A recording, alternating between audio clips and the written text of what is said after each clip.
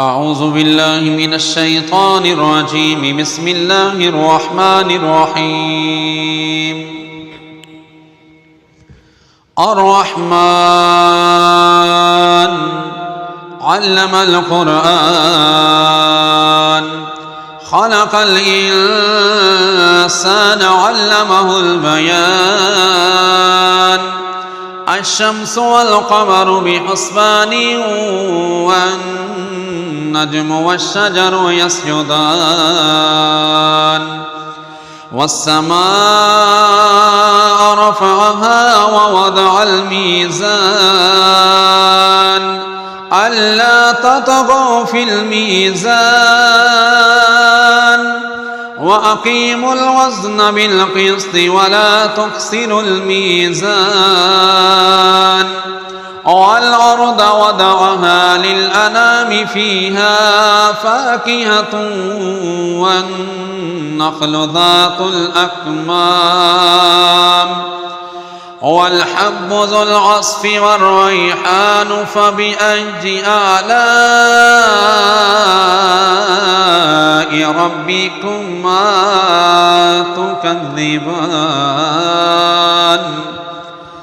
خلق الإنسان من صلصال كالفخار وخلق الجن من مارج من نار فبأي آلاء ربكما تكذبان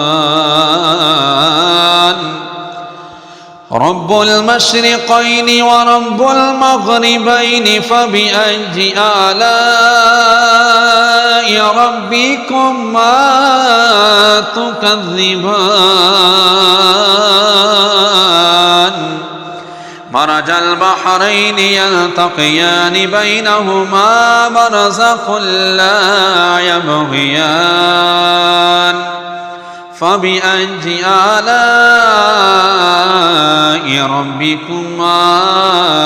تكذبان يخرج منهما اللؤلؤ والمرجان فبأي آلاء ربكما تكذبان وله الجوار المنشآت في البحر كالأعلام فبأي آلاء ربكما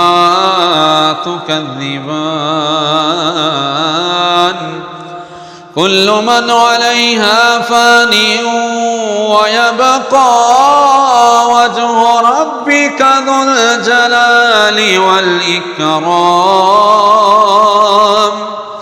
فبأي آلاء ربكما تكذبان يسأله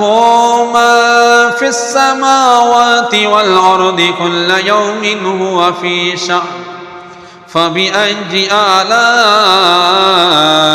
ربكما تكذبان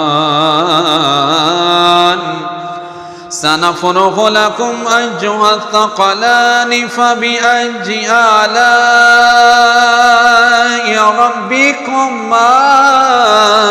تكذبان يا معشر الجن والإنس إن استطعتم أن تنفذوا من أقطار السماوات والأرض فانفذوا لا تنفذون إلا بسلطان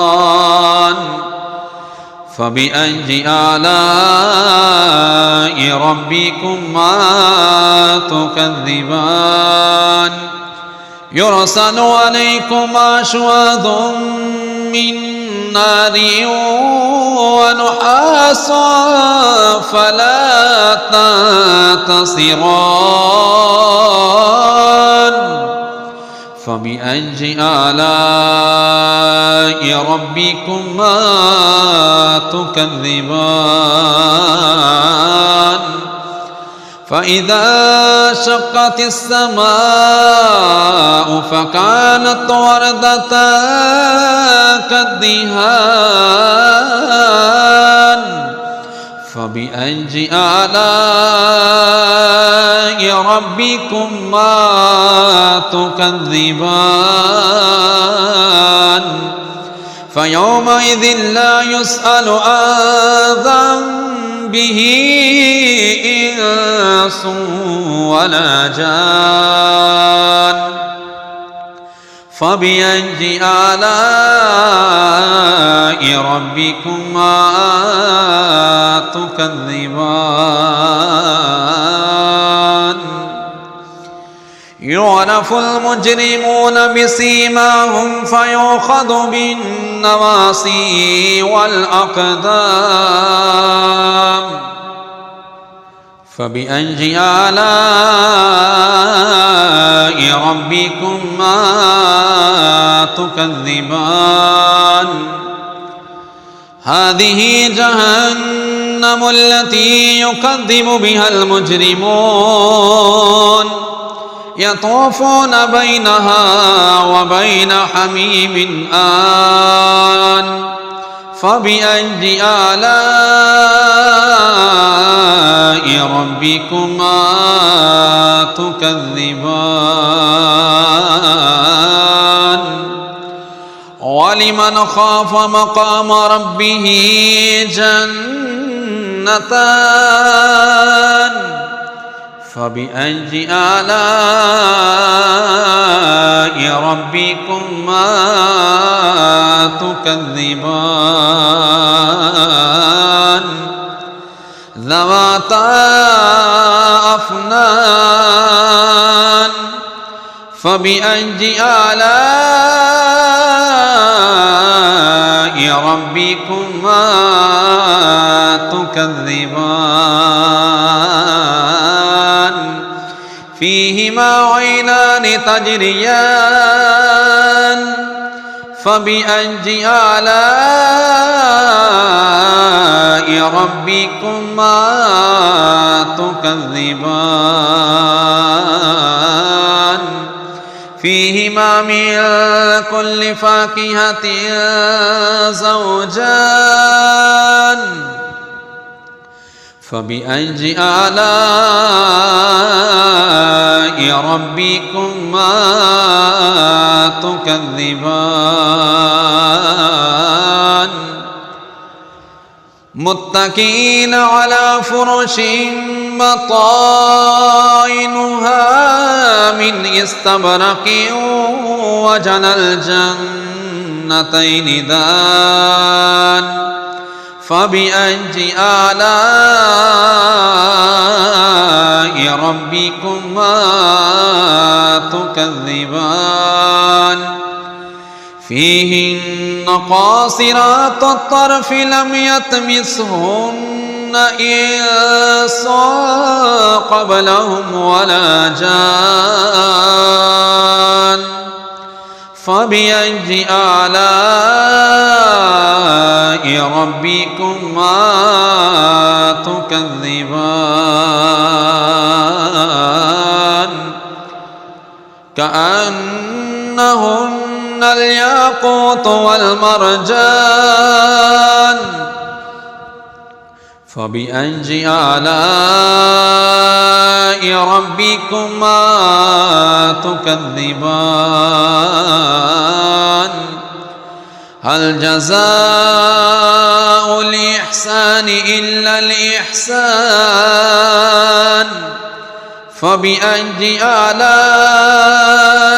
ربكما تكذبان ومن دونهما جنتان فبأي آلاء ربكما تكذبان مدهامتان نعمتان فبأي آلاء ربكما تكذبان فيهما عينان نضاختان فبأي آلاء ربكما تكذبان فيهما فاكهة ونخل ورمان